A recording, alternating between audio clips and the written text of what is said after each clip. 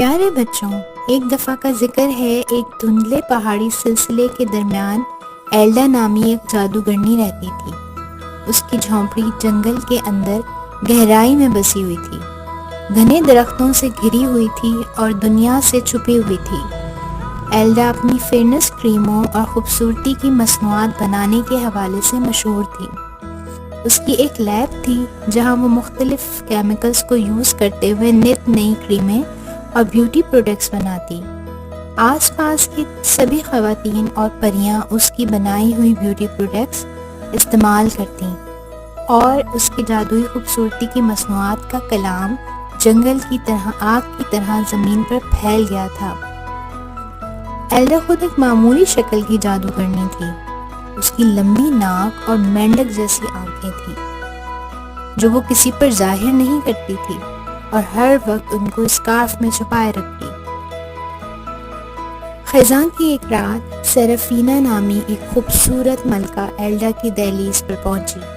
اس نے ایلڈا کے جادو کے بارے میں سنا تھا اور وہ مشہور خوبصورتی کے جادوگرنی سے ملنے کے لیے بے تاب تھی، نہ صرف اس کی دوائیاں خریدنے بلکہ اپنے برانڈ کو مزید بلندیوں تک لے جانے کے لیے بھی۔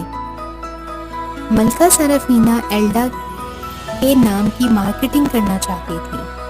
جب ایلڈا نے دروازہ کھولا تو اس کا چہرہ ایک بڑے بہتے ہوئے اسکارف میں نیچے چھپا ہوا تھا۔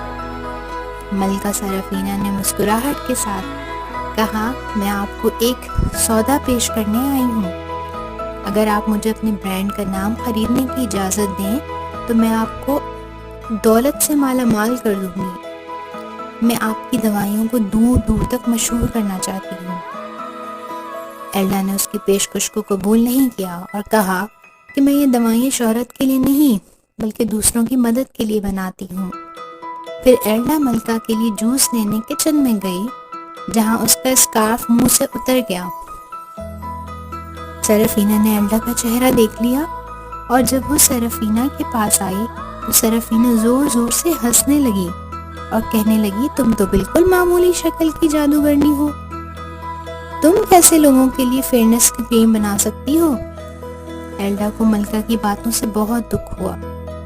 چاہتے ہوئے سیرافینا نے ایلڈا سے کہا، تم میرے لیے ایسا میجیکل سیرم بناؤ جس سے دنیا کی سب سے خوبصورت ملکہ بن جاؤں، اور میں تمہیں ڈھیر ساری دولت سے نوازتی ہوں۔ یوں ایلڈا نے اپنی لیب میں جا کر ایک ایسا سیرم تیار کرنے کا سوچا جس سے ملکہ کی جلد کالی ہو جائے اور وہ اپنی بے عزتی کا بدلہ لے سکے۔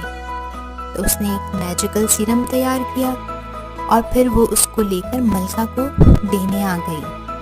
ملکہ نے بڑی خوشی خوشی وہ سیرم رات کو اپنے چہرے پر لگا لیا۔